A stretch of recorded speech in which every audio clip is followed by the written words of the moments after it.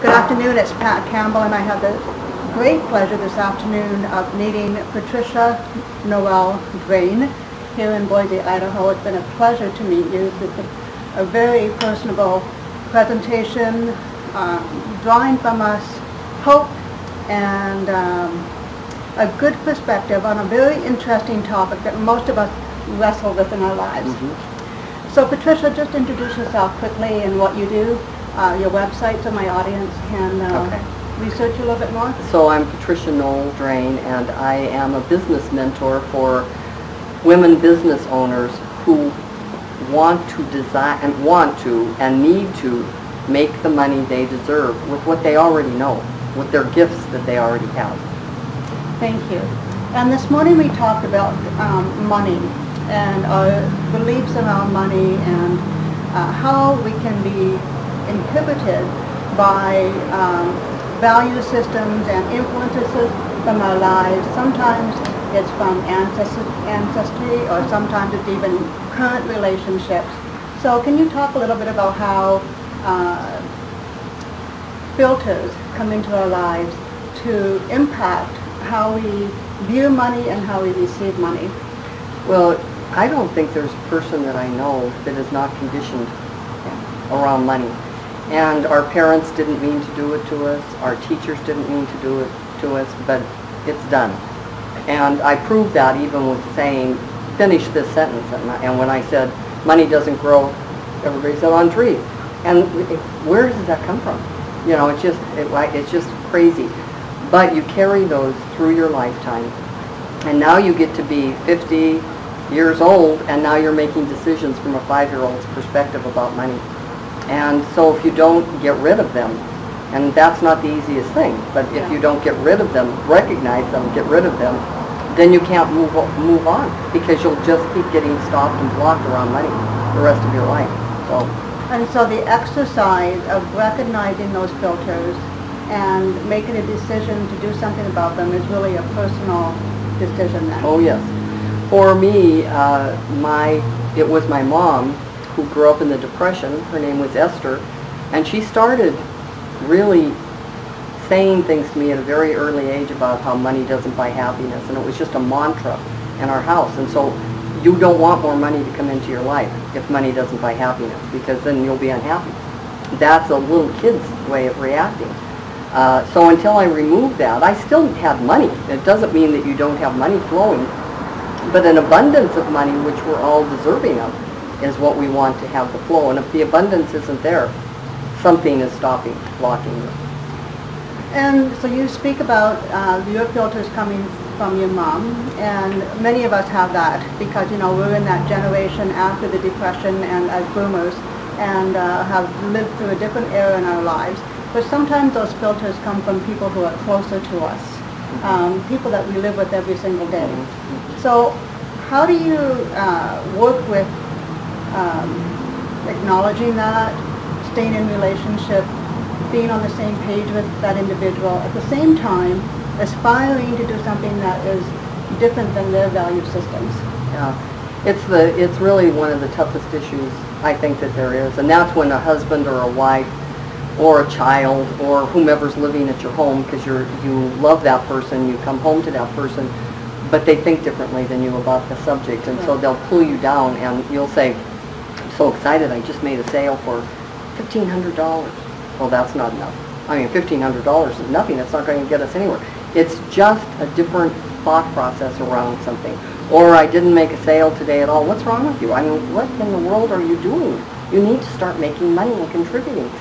You live with that every day, and you're going to just keep going down.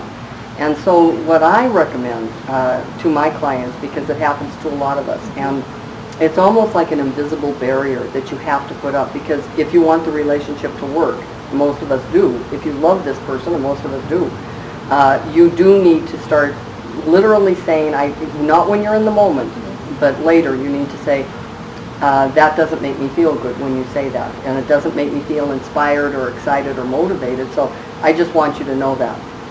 Now they're who they are, so they say it again. You know, and another time you say the same thing. That doesn't motivate me or inspire me. It takes me back. I just want you to know that. I always want us to be honest with each other. And then the most important thing is, if that still continues to happen, and it does, because my mom, once I told her that I didn't want her saying that to me anymore, she couldn't help it. It was so ingrained in her that all she could do was say, money doesn't buy happiness. It's just the evil. It's the root of all evil. And so I had to put an invisible barrier around me. And I had to just say, that's your opinion. That is, and I respect your opinion. I respect your conditioning and your thoughts, but it's not mine any longer. And let it go. And I think what I hear that's most important about that, and I think many of us perhaps live in this kind of situation, is that you don't want the difference of opinion or belief systems to create a rift in the partnership or in the relationship. Right. But still love and accept that person's oh, yes. As they are, but realize that for yourself, you can move forward and be a positive contribution, build your dream and your passion in spite of having a mindset, do something bigger than is thought possible, and keep working towards that. At the same time, being respectful and being transparent, as you said. Because remember, he or she, they're coming from somewhere themselves. Very much Somebody so. has said something to that poor individual, and they have to live with that constant rattle in the back of their head. Yeah. And maybe you could help that person become very aware by saying it in a very calm, gentle way, and never at the time when you're upset about it. Yeah. And also recognizing what their belief systems are, and in time helping them to see that really you're all converging onto a common goal. If they're the kind of person who gives all the time and you're wanting to receive, well then in turn you can give, you know, so it's kind of working towards a common goal. Yeah.